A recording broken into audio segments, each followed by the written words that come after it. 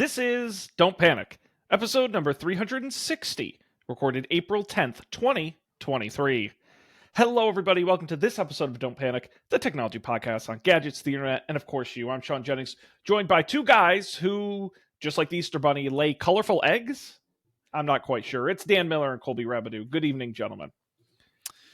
I've never laid an egg before, but I like to think if I did start, it would be colorful. Oh, that's a real stretch of the imagination there.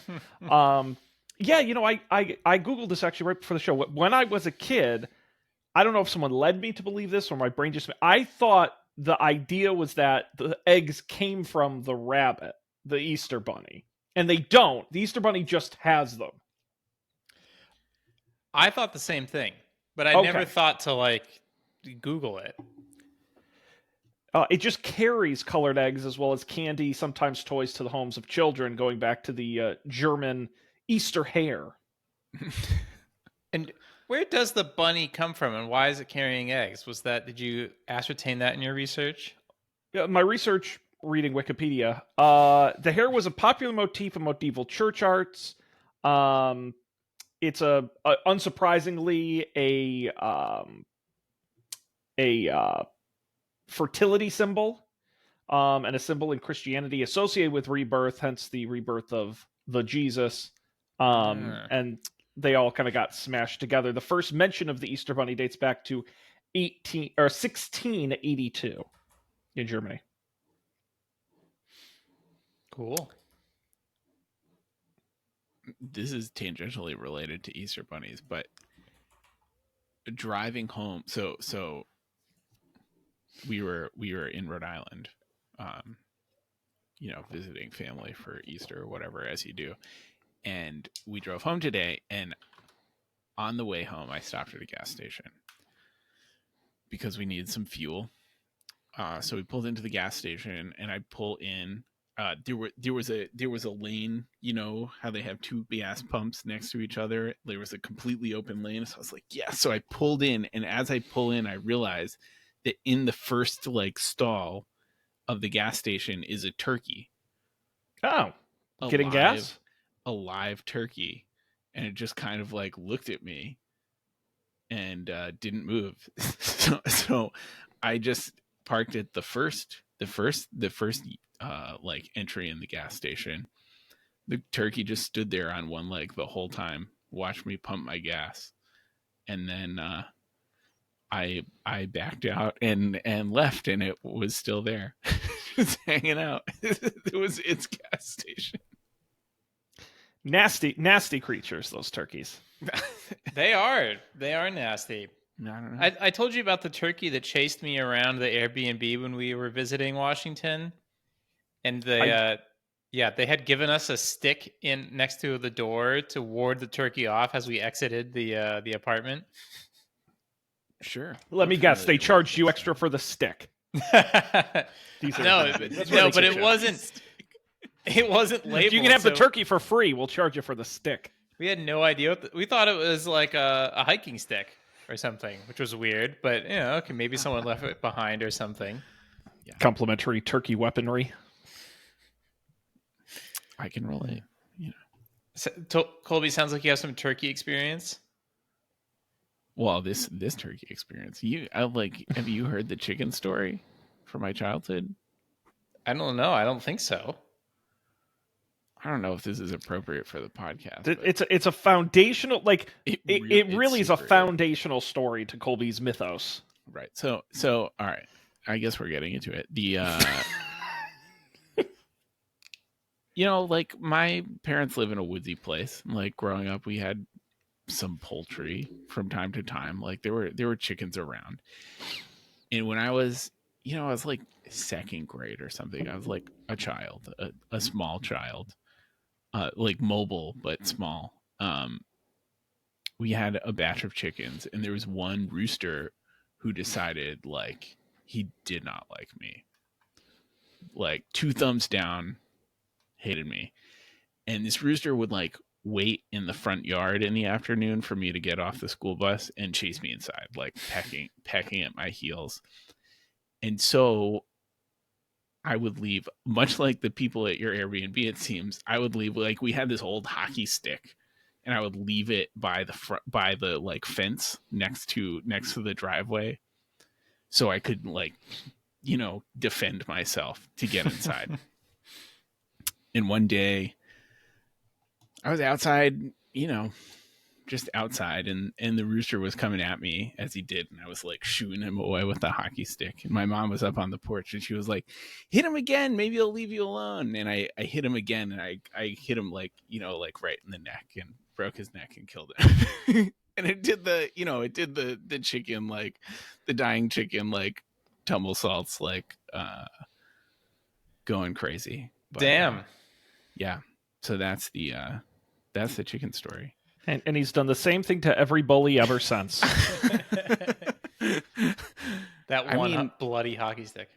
It was not a bloody affair, but it was a little startling. It was not what I was expecting. Now, my mom felt really bad because she told me to do it. Right. Did she also make you take off all the feathers and cut it up and cook it for dinner? Did this chicken go to waste? I'm sure something ate it. It got, put in the woods and interesting for the wildlife. Interesting. Yeah, but we didn't eat it. I don't know that you eat roosters per se. I'm sure you would if you had to. If you had to, yes. So wait, that's interesting. The lady chickens are the only ones that get exploited, and they get it on every angle. Jeez, I think that might be true. All right. I did not know that. According to OutdoorHappens.com, can you eat a rooster? There's a whole page. Okay. Yes, and they taste great, according to this article. It literally says that. Colby and I have eaten pigeons, so I assume you can eat a rooster. Male roosters have meaty chicken breast, wings, and thighs like hens. Although roosters aren't reared that often for meat, many farmers still eat them, and they're perfectly safe to eat. We sometimes find the flavor of a rooster is richer and more intense than hen chicken meat. And sometimes it needs cooking slowly, as the substance can be tough or stringy. I think so. So nowadays, my sister has a lot of chickens, and I think it's more that like you don't have a lot of roosters, like, because they're doing stuff like chasing kids around and like pecking at their heels, right? Like they can be playing hockey badly. Right. They can be jerks. So. This article says it comes from the commercial egg industry. Commercial egg producers have no use for baby male chickens because they don't lay eggs. As a result, the male chickens often have a brutally short life. Some are discarded shortly after they hatch. So sad. So they lay eggs and then they kill them and eat them. The ladies. Brutal. It's rough out there for a chicken. This is this article goes on and on. It's very thorough. At what age can you eat a rooster? You can do it while they're only a few months old. Wow.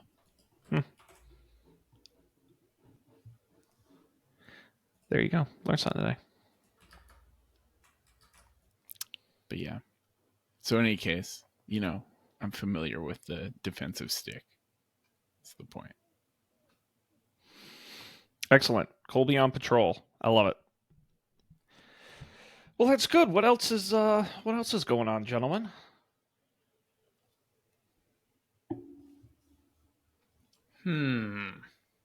Let's see. We talked about my I have a dishwasher that works again and a garbage disposal. And I think the slightly interesting technology angle to all of this stuff is we replaced our I guess it's only 19 years old, our 19-year-old hot water heater with a new hot water heater, which did make the water be hot longer, which was interesting.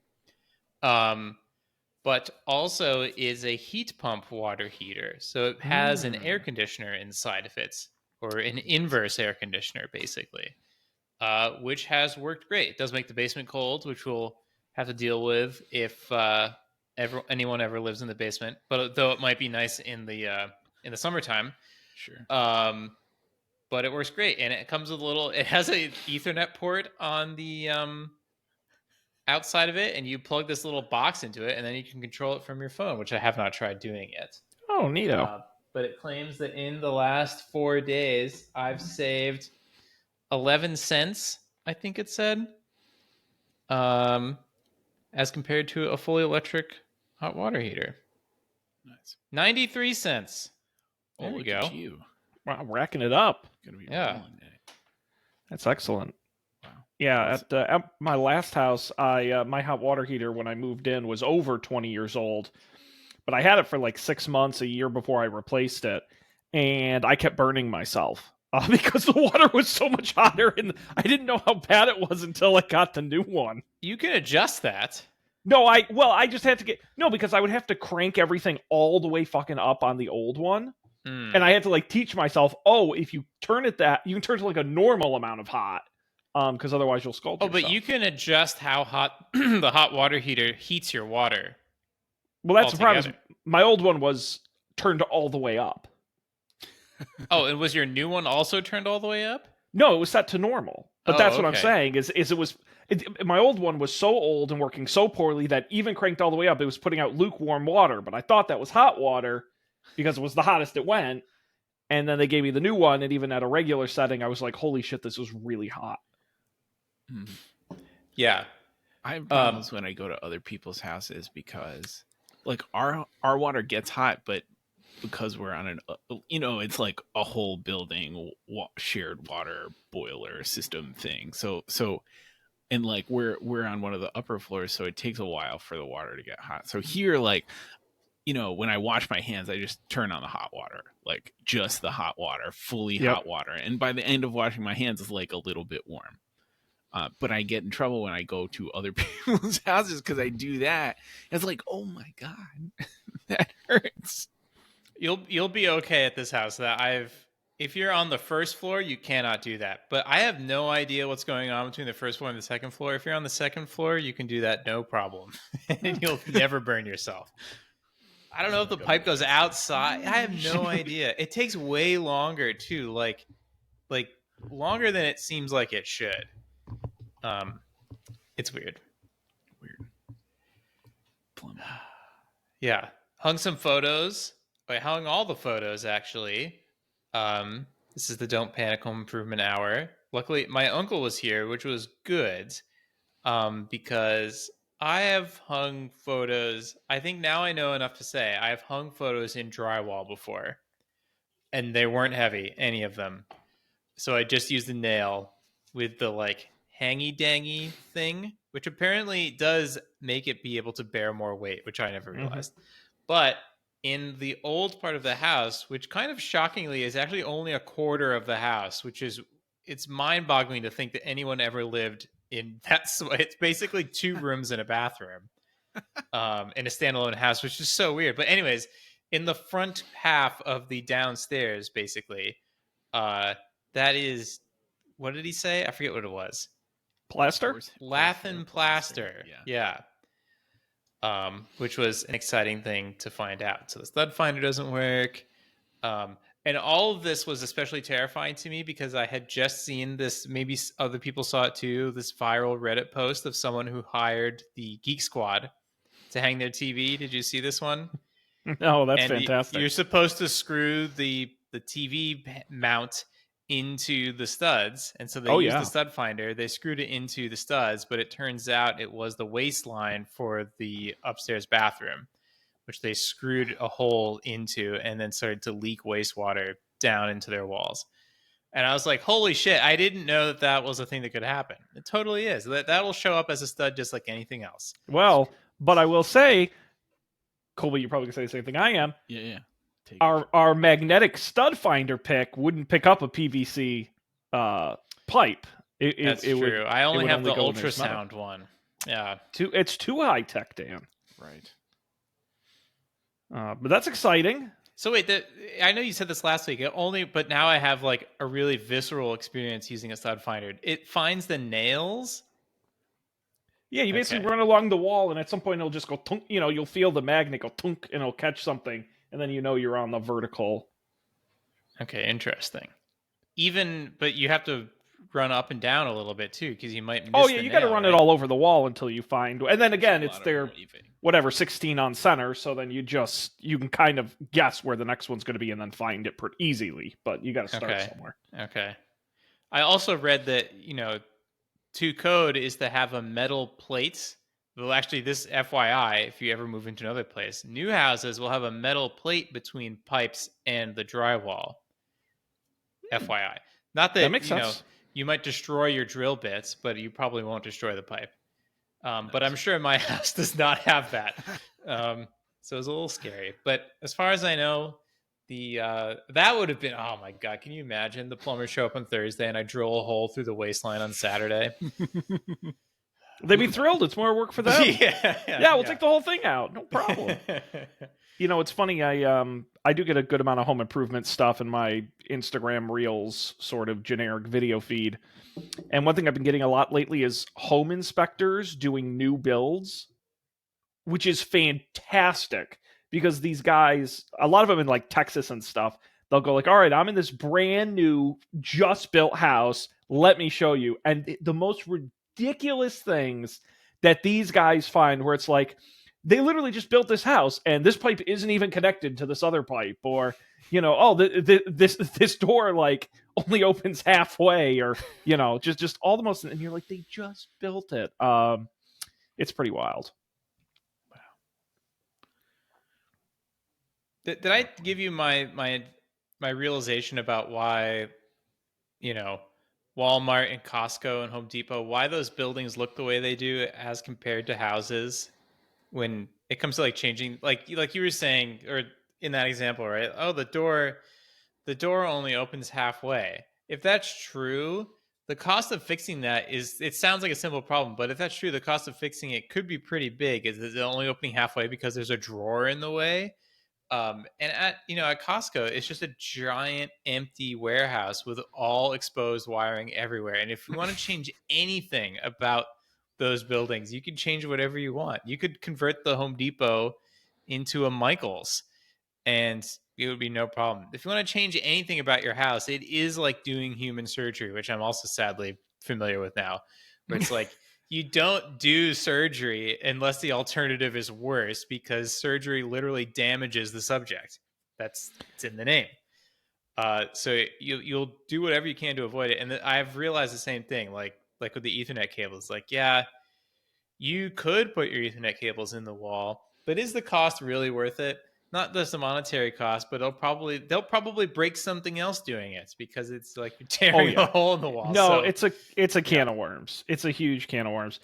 Although now you have me thinking, I loved your whole thing there, but what really got me was a Michaels the size of Home Depot, where they have to use like forklifts to like get yarn off of like giant racks. Yes, they're like a hay bale sized yarn. Yes, dude. I love that. Amazing. That would be fun. That would be cool. I haven't been to a Michaels in forever. I don't know why that example popped into my head. I gotta go do some arts and crafts. Yeah. Well, I will say I do like I would like to get into some more arts and crafts again, because I had a lot of fun this weekend doing the mundane picture hanging tasks. It was a little terrifying at first, but once I became relatively confident I wasn't going to destroy anything, changing stuff with your hands is really satisfying. So I would like to incorporate that in my life more. For a very short period of time, I want to do the same. And I'm embarrassed to say I kind of thought about it, but I was thinking about becoming a Lego guy. Ooh, nice. Which, I mean, my personal reputation is already in tatters, so I can't be any lamer than I currently am. But what I learned is that Lego is really goddamn expensive. And then you either buy the set for like $100, $200, because I'm not getting like the kiddie ones. You got to get the adult ones. And then what do I do with it when I'm done? Or they do have rental services that are like still exorbitantly expensive, and not really a savings, because you can't ship them back and forth fast enough, because they take time to build. It's not like a Netflix DVD you watch in a night and send back. Like, I couldn't get the economics to work. So unfortunately, that one fell apart. Now, would you be interested in just building random shit with Legos? Just getting I some random love Legos? following directions. Yeah, Like, that one is of- fun. You know what hobby I would like to have, but it's just not a hobby? I love building flat pack furniture. Like IKEA type furniture. Well, there's TaskRabbit. Well, honestly, I don't want to go to someone else's house to do it, but I love following directions, and I love the step by step, and I like building it. That's why I'm like, Lego would be great for the sets. They can sell used sets, but those go for high prices. I mean, it's just a really rich time to be into Lego. Nice. Now, Sean, you could be more lame. You could get into LARPing. You could get into You know what though? bird You know what? watching. I think all of that's. Stamp collecting. Stamp collecting. I know a guy with a huge stamp collection. I think all of those are cooler than Lego. Here's why. Because at least those you get outside. Not stamp collecting. No, the LARPing and the bird watching. You do it with other people. There's actual effort being put into at least the creativity of it. Yeah, I'm gonna stamp collecting, but there's a history element to it. There's unique pieces. Lego is like I go to the store and I buy it, and I follow instructions for a child, and I build it, and then I have this thing I have to look at or put somewhere.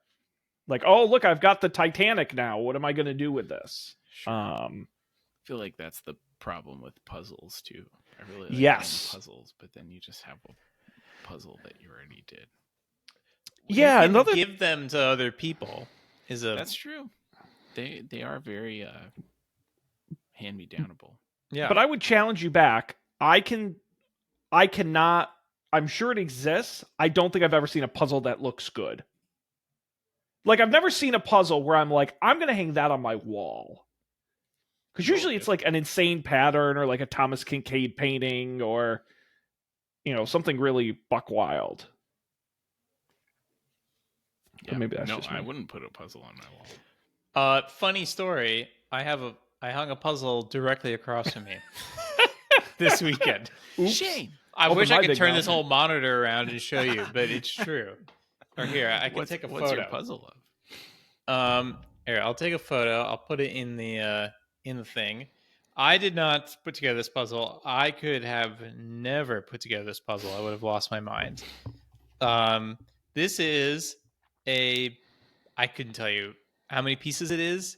It's quite large. It takes up this entire wall or most of it. It is black and white, except for one part. It is a bike on a railing, and behind it is water, and that water reflects the buildings around it. So it's like quadruple difficult. Let's Sounds see. pretty hard. Don't panic. There we go. Sent it in the Slack. Oh, that's nice. What's that, Amsterdam or I think it's Amsterdam. Yeah, some similar? Oh yeah, look at that is a puzzle. that is a puzzle. That's very nice Maybe the problem, Sean, is that we're doing puzzles that are easy. for Yeah. children. Which I makes only- them, listen, like not I- ideal for hanging I'm on a the smart wall. guy. I go all the way up to like a 16-piece puzzle.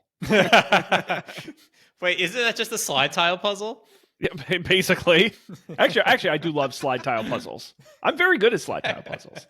That was, I think, the first ever iPhone app I just burnt out was a slide puzzle app where you would just slide the pieces around. And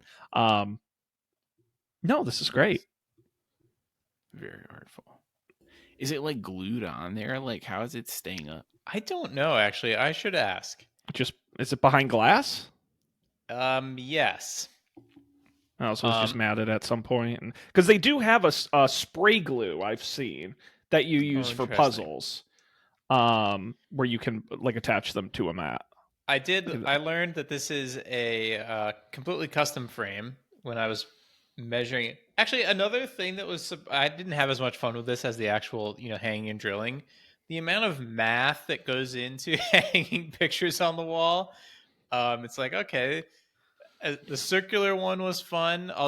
Thank God it wasn't oval shaped, but the circular one was was fun. But the other frames, it's like, okay, well, it wants to be equidistant, but how big is the frame? And then, well, where does the wire hang on the back of the frame? And you got to measure that. So it was a whole thing. It was fun though. I've always wanted, because they do make like smart measuring tapes, and I've always wondered why with like digital readouts and all kinds of stuff. But okay. I've never seen one where it could. I would like one to compute that for me, where it's like measure the whole length of the wall, measure the paint. You know, like you take the steps and it does the math, and you need it at exactly the nail at 47 inches and at 58 inches. You're like, okay, because I struggle with that. Yeah. But also, everything I've ever hung is crooked. So I just say the house is crooked, and nobody can really argue with that. Our house is crooked, actually. Yeah. So it's so yeah. This painting, this photo is level, but if you look at the door next to it, it's not 100% aligned.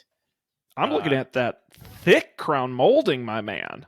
Oh, that is tall. Yeah. As old is what it is. Look, you got the maybe old. Not by Boston standards, but it's about as old as it gets in Seattle. But remember, we didn't discover the West Coast until like 1937 or something. Right, I love and right, we didn't discover it until 1880, and then it all burned down in 1895 everywhere. Just everything combusted from Seattle to San Francisco and Los Angeles. Yeah, I love the crystal knob doorknob. Yes, that's a great old house touch. And there are spares in the basement that I found. So, wow. So are those actual antique? I assume you think so. All right. That's great. I don't know if they're real. I don't think they're real crystal. But they're just, are they old? They're old. Yeah, okay. Oh, they're definitely old. They're old and they're wobbly and all of them are kind of a little loose. Fantastic. Yeah. The lock thing all these doors lock. There's a door there's like 2 doors in every room. And they all lock, supposedly. They all have locks. None of them do lock because they've been painted over so many times and they've never been locked. You can't lock any of them, which is fine, but funny. Well, this will be perfect for when you eventually open the bed and breakfast in your house. Yeah. Well, it's funny because especially there's a dining room, which is completely empty. And there's a kitchen, which adjoins the dining room. And there's a door there that closes. And it's like, why on earth would you ever close this door? No one's ever... There's the other side of the dining room is open to the living room. So there's no privacy to be had in the dining room. And the kitchen is the number one place you'd want to go to from the dining room or vice versa. And my friend was like, oh, I would always want to do that so that you can keep the smoke out of the house. I was like... What are you cooking? I guess. No, I mean, that does happen, right? Like you cook steak or something, you take it out of the oven, all the smoke alarm's going to go off. Here, you're going to have your air purifiers for smoke season. They're all going to be running full blast for the next 2 hours. It's mildly annoying, but I think it's more annoying to have an entire corner of the dining room consumed by a constantly open door than that. Yeah, but Dan, just think about it, right?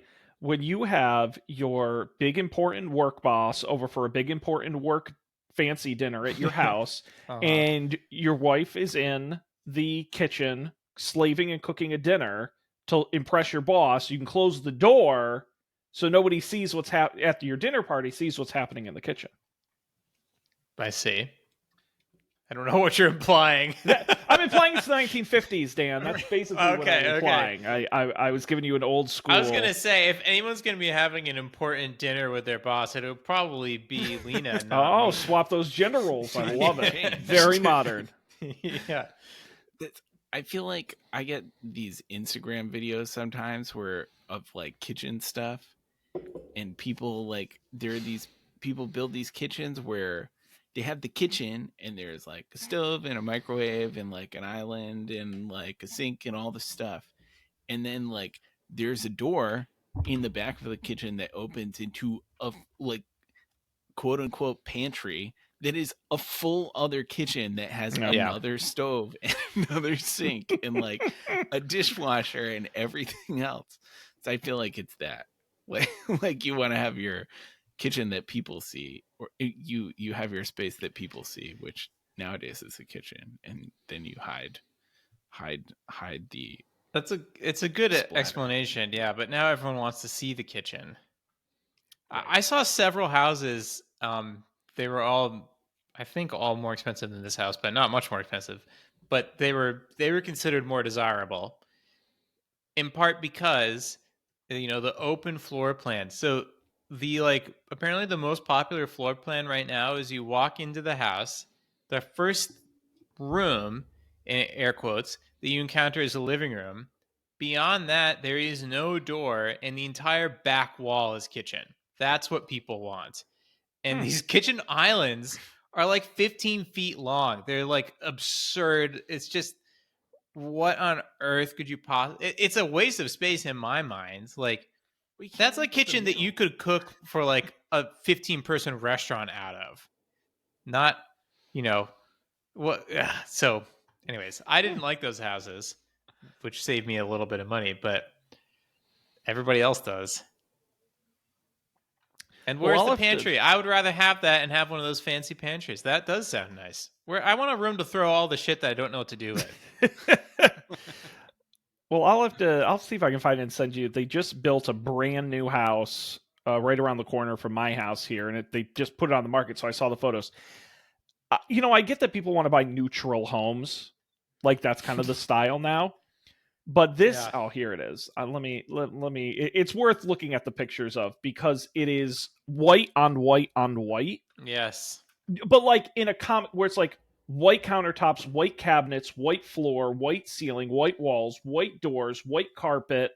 The floors are white; they're not gray. Wow, that's actually kind of bucking the trend a little bit. And then the bathroom, it's like a white tub and a white shower, and all the lighting fixtures are white. It's like. It's the most uninteresting house I've ever seen in my life. It was pretty staggering. That I'm all for neutral, but this is like nausea. This is like should be in a museum. It's so unnatural. Yeah, but to each their own. This is a new construction. Yes, from scratch. Wow. You can tell by the ultra cheap contractor grade lighting fixtures. Off the shelf. That's a suburb bathroom there, though. Whew.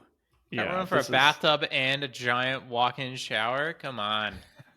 Yeah, and by the way, was built next to houses that aren't even worth half that. So I don't know what they were thinking. But they got a lot more money than I do. So what do I know? No. It's hard to keep track. Like, I'm clicking through the photos, and it is truly hard to keep track of like where you are. Did I see this bedroom? Is it just from a different angle? Which, by the way, room? Those carpets are way too light to be in. I'm sorry, they're gonna get wrecked. You cannot put off-white carpets all over your house. That's nuts. That's bold. That's crazy. Actually, my flooring people are coming, I think, in 2 weeks to do my basement. So. Oh wow. I just got to the bathroom, Dan. Holy moly!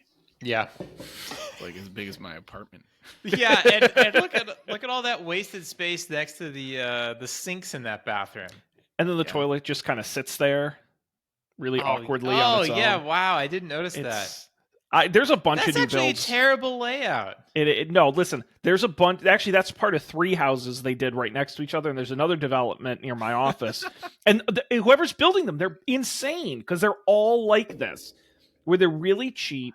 The layouts make no sense, and they're selling for absurd prices. So the marble floors just look so slippery to me. Maybe they're not. I feel like I would fall and die. I bet you they're not real. They could still be slippery, though. Oh, that's true. Even more so. Right. Even more so. Well, guys, is now as good a time as any to pivot over to tech news. Should there be any we wish to discuss? Guys, it's quiet as hell. I'm going to be honest with you. There's just not much going on in the technology world. And so I am open to one of the stories here, or if there's a different story that comes to mind, I can tell you more about the history of the Easter Bunny, but otherwise we can talk about one of these here. I'm excited about the frequently returned items on Amazon. Ooh. This is fascinating to me. I don't know if it's a good thing, but Amazon has begun displaying a warning about frequently returned items. The retailer's new badge reads, quote, "frequently returned item. Check the product details and customer reviews to learn more about this item," end quote. However, it doesn't appear visible to everybody. I'm not sure if it's a gradual rollout or a limited test. In addition, the tagged products all appear to be from third-party vendors fulfilled by Amazon. So it's not an official rollout. It's just been seen all over the site. No word from Amazon in particular. Interesting. Now, do you think this is like all reviews on Amazon are fake counterplay sort of thing? Maybe, but I'm also thinking like I've returned things to Amazon. I'm sure you guys have at some point or another.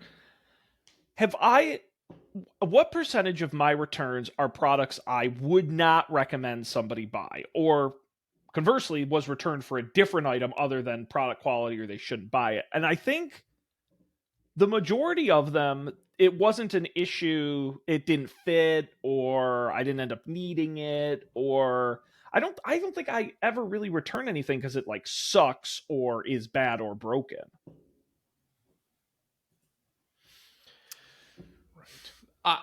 I think that the number one reason that I return things is that it's broken. That's happened several times. Or is it just missing a part? That's happened twice. And those, by the way, have confused me because it's like, this is definitely not a new... I bought a surround sound system from Amazon in 2020. It was just missing all the cords. It was just missing them. It's like, how are you saying this is a new thing? I bought one of those... everyone here has these. No one, I guess, I lived the rest of my time in New York City, but these trapezoidal foam things that go over your outdoor faucets so they don't freeze. I bought one of those, and it was missing the thing that hooks it onto the faucet, which is just like a plastic bit. It could have just fallen off, but like this is in a sealed bag, so I don't know. Sometimes I return, and I think the next thing is I buy something, thinking that I'm going to need it, and then I return it because it turns out I didn't. Like I got Lena a knee scooter after she broke her leg, and it turns out she not allowed to use it because it's on her front part of her leg where the brake was, so she can't put pressure on that. Yeah, those are the reasons I return. We were actually looking into the Amazon. What is their name for like? Amazon has like the refurbished. It'll tell you if something's used, but there's like the Amazon like certified refurbished program. And did you know that those also have the full return policy? So there's like literally no reason not to buy. If you see something that is certified refurbished on Amazon, there's no reason not to buy it because you can always return it. Fun fact. Learned that last night. Yeah, like I'm just scanning through my orders trying to remember what I've returned. I returned some dog toys the dog just didn't play with. But there's nothing wrong with them. The dog just, I'm sure somebody's dog likes them. Or like I ordered something in 2 sizes knowing I'd return one. But I'm just thinking if it's fair to put a label. Do you think in practice that label would properly indicate there's an issue with this product? I think that for some things, if it really rose to the level that people are frequently returning it, it would be kind of obvious if it was a thing that someone might buy and then return if they didn't need it, versus something that is deceptive. I bet a lot of the times it's not that like one time I returned something. I have my TV on a media console, and I don't, especially after reading that Reddit post, I don't want to mount it on the wall. But there's a sound bar that goes underneath it, and it slightly obscures, just a little bit obscures the picture. And I wanted to raise it up, and I went on Amazon. I was like, a TV riser, and someone makes one, and I bought it. It was just like pretty shitty. It like I could see how they took photos for the product such that they looked like they did, but it doesn't really look like that at all. So I returned it. Something like that, I bet you could look at, like, because it's a simple thing, right? It's a TV stand. And if someone said people return this frequently, that would have been great information for me, because I would have been like, oh, or like sometimes I've noticed buying furniture on Amazon, you can get some really shitty pieces of furniture on Amazon. It's like look great in the photos, but it's like just all whatever the fake wood is, and everything comes out of the box bent. Sure. I would love to, but there are also some that are good. So I would love to have it for things like that. They also like don't when you return things, they like ask you why you're returning it, right? Yes. Like I remember, I don't know. I feel like the last time I returned something, it was just like a little too big for what we like had imagined. So it was, it wasn't bad. I'm sure it did the thing it was supposed to do. We just didn't have room for it. But in any case, I answered the question accordingly. Yeah, they should definitely publish, because I just happened to like fake return something that I had bought, and it says, "Why are you returning this? Wrong item was sent. Product and shipping box damaged. Better price available. Missing or broken parts. Inaccurate description. No longer needed. Bought by mistake." Yeah, they should publish a chart. That's like how many people voted for each. I think that would be more helpful. I guess I think what I was getting at is like, I have to imagine, depending on what the intent of this like thing is, perhaps it is not a just, net how many people return this thing, but like people return this thing because, how many people return this thing because it like didn't do the thing that they wanted, or like seemed misleading or something like that, right?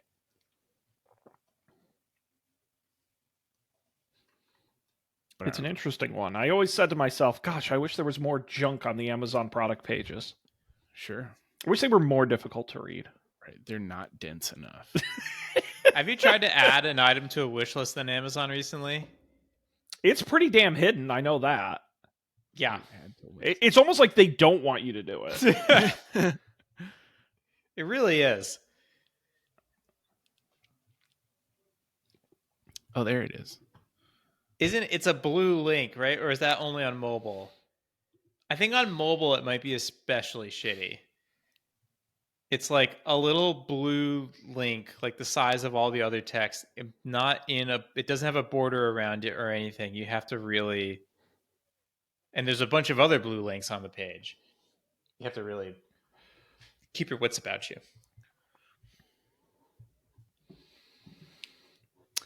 I always forget that you can like look at, like there's the other sellers thing. Mm-hmm. Like you can pick where you're ordering it from. Yeah. They did, although they did just recommend to me Bob Odenkirk's new book, so maybe I'll buy that. They know me. Anyhow, that's the latest with Amazon. Is there another story in here you guys wish to discuss? Let's see.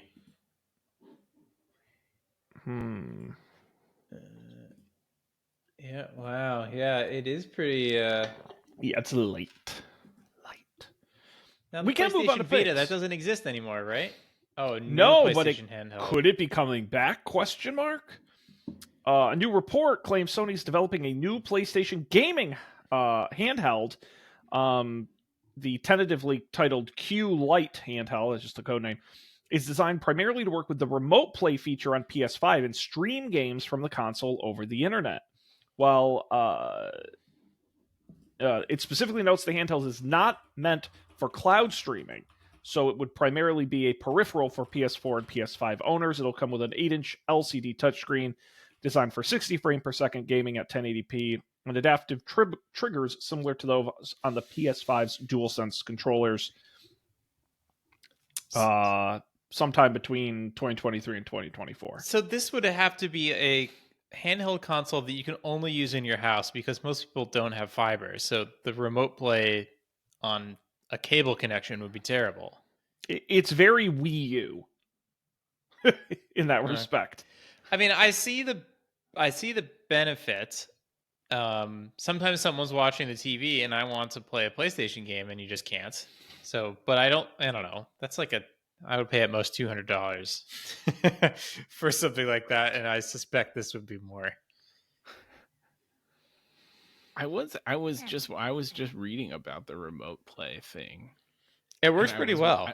I was wondering to myself if it would work out of the house, like meaningful. Can, right? But technically, yeah, not on Comcast, Sob. That's the life I lead. Alas. I think it could. Well, maybe on an 8-inch screen it would be okay, right? Because you don't need. Maybe it's only 720p, and maybe then it would be okay. I have to say I haven't really tried, so, but I know that it is possible because I looked into it once. I think actually I did play. I did use remote play once to play Stardew Valley at my mom's house, but that is not a graphically intense game at all, and that worked just fine. And I was on a cable connection in both places. Double cable. Yeah, I don't know if, I mean, obviously it's got to be a price play, right? Where you can buy a Steam Deck for $400 or you buy this thing for $150, but you really only stream it in the home.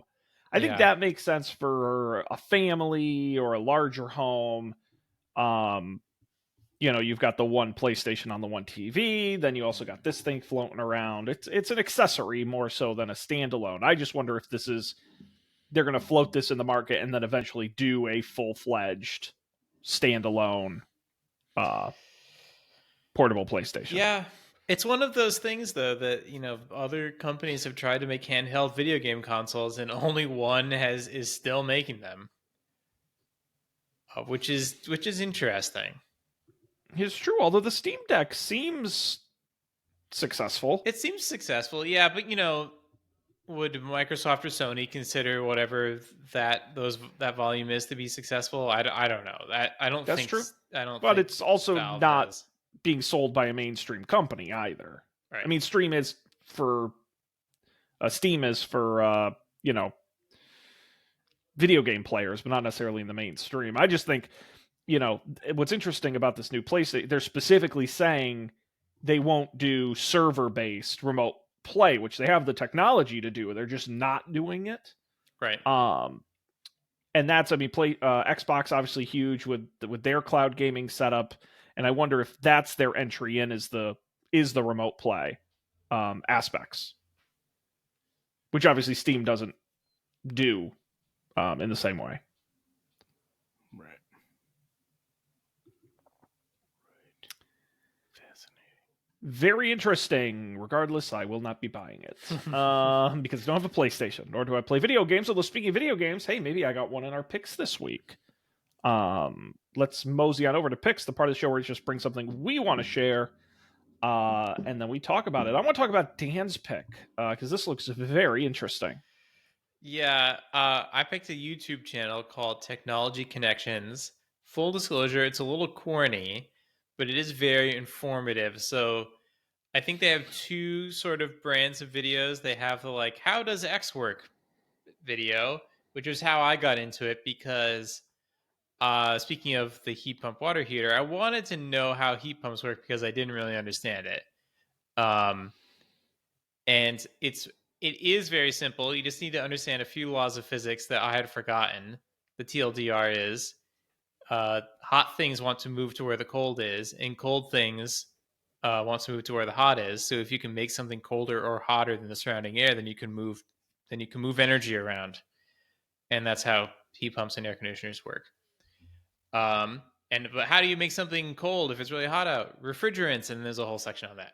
But anyways, that's how I got into this video. I was like, oh, they have a recommended video on fans. Why do fans, when you turn it onto the first thing, start at the highest speed? And there's a whole video on, there is a very good reason about why that is. How do rice cookers work? And the next one I want to watch is his 3-part series on dishwasher detergent, where he put out a video and then he put out an hour and a half long retraction video of the first video. So that's what I'm excited to watch next. Technology Connections. Yeah, this is very cool. He seems like he answers a lot of questions I have about things. So that's awesome. Check it out. We'll have the link on the website, of course, for that. My pick this week, guys, I am not a gamer. I'm not even a phone gamer. I basically never play them. But this game was recommended to me. Marvel Snap. You guys are very familiar with the build a deck, fight your deck style games. I even did Hearthstone for a little while, and it kind of got a little ahead of me. But I figured I would try Marvel Snap. It's free to play. And I'm actually having a lot of fun playing it. What I like about it a little more than the Hearthstone is the mechanics are a little simpler, which is great. They do a good job. I've been playing it for a while, haven't had to put any money in. They're pretty good about pacing yourself, and they don't ramp. What I felt with Hearthstone is they ramp me up too quickly. Like, I'd only been playing for a little bit, and they were throwing some hard stuff at me. And on this one, they really they don't push you too heavy too fast. And I get to play with all my friends from the Marvel universe. So, just a fun passing the time board. I kid you not, literally, this is a true story. Literally, I was sitting at home yesterday. I had 2 televisions running, one with the hockey game, one with the basketball game. I had a podcast in my ears, and I was playing Marvel Snap, and my brain nearly exploded. So it was, I had to pause for a second, like, what am I doing? I would like look up at one and the other and go back. I'm listening. I was like, no joke, I had a headache. I'm like, I have to stop. But it's a good game to pass the time. So Marvel Snap available on the mobile platforms. Nice. And Colby. Oh yeah, so I recently changed RSS readers because I don't know, I heard some people on a podcast talking about NetNewsWire, which is apparently it was an RSS reader from a long time. It's been around for a long time, but recently had like a, I don't know, like a big redesign or something. So I've only used it in recent times. I used to use Reader, and I figured I would just try this one. And to be honest, it does almost exactly the same things as Reader, but the shortcut support is better. So, like, Reader has terrible iOS shortcuts, and I always wanted to be able to just, like, or iOS, like the shortcuts app support. And I always wanted to be able to do a shortcut where you could, like, you know, squirt the website over to your RSS thing and have it just like subscribe to it. Wow. And Reader just never did that. And NetNewsWire, that works. So I've been using that. It's great. Nice. I think NetNewsWire was the first ever iOS RSS reader I ever used. Way back when apps like, I guarantee you it's one of the like first 5 apps I ever downloaded on iOS if you looked. And so I'm glad to see it's still around. I've gone through many since then. And yeah, it looks free. A lot better. Yeah. I think it's free. There's a Mac version. It says, I don't know, their website says it's open source. No, is that true? Yeah, it says free and open source RSS reader. There's a lot of S's in the description. It works pretty good. There's a Mac one. It's an RSS reader, you know. I'm very happy to say that I use both of your picks. I have played Marvel Snap extensively over Christmas, but not really that much since. And I use NetNewsWire every day. Oh my god, amazing! Stan's world, we just live in it. Well, Dan, we got a battle on the Snap. Yeah, I've never battled. I guess I had no, right. I've played randos.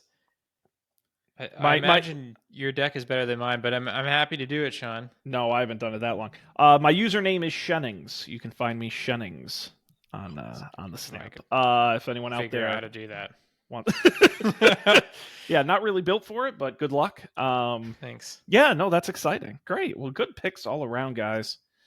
We got some winners. Before we begin to head towards the wrap up here, guys, I have good news. Maybe more specifically for Colby. Colby, we listened. At Up for Debate, we don't just talk, we listen. And we heard your feedback that March Madness was boring as shit. Well, we're doing something. We didn't just listen, we're doing something about it. That's why April is March Madness, Sean's Revenge, it's April. Where I have taken over the concept, and I've told Matt that he can no longer pick the games. It's my turn, and you will be happy to know that in our first episode of April, we are playing the classic dating simulator game, Hatoful Boyfriend, which is the game where you're the only human and you date all birds. And it's buck wild. And it was actually, we do voices and we basically read off all the character dialogues. There's not a lot of interactivity, but I do recommend the YouTube version because we do share the screen and you do see all the sexy pigeons and other birds we date. And they're just pictures of regular birds. It's very strange. Plus, Matt and I do all the voices. It was actually a ton of fun. So up on the feed right now, the first episode of April. And coming up, I've also gotten Dream Daddy, obviously the sexy dad dating game. And I also learned that if you set it up right, you can do a text-based adventure in ChatGPT. It will write one, and you can do follow-ups. So at some point later in the month, we're going to do a ChatGPT adventure. So we heard you. More to come. Amazing. Up for debate.tv. It's a good one. But that's it. I think that's it, unless you guys have anything else this evening. Of course, people should visit our website, don'tpanic.io. All the links to the pics are there, as well as the audio and video of the episodes. Subscribe wherever you get podcasts. It's that big red Don't Panic button. And of course, get in touch with us at Don't Panic Show on Twitter. Email us don'tpanicshow@gmail.com. I think we got to wrap it up here. We got to get some sleep, except for Dan, who's got to have dinner. But on behalf of Colby and Dan, I'm Sean. We appreciate you being here. We're going to see you next time for another great episode of Don't Panic.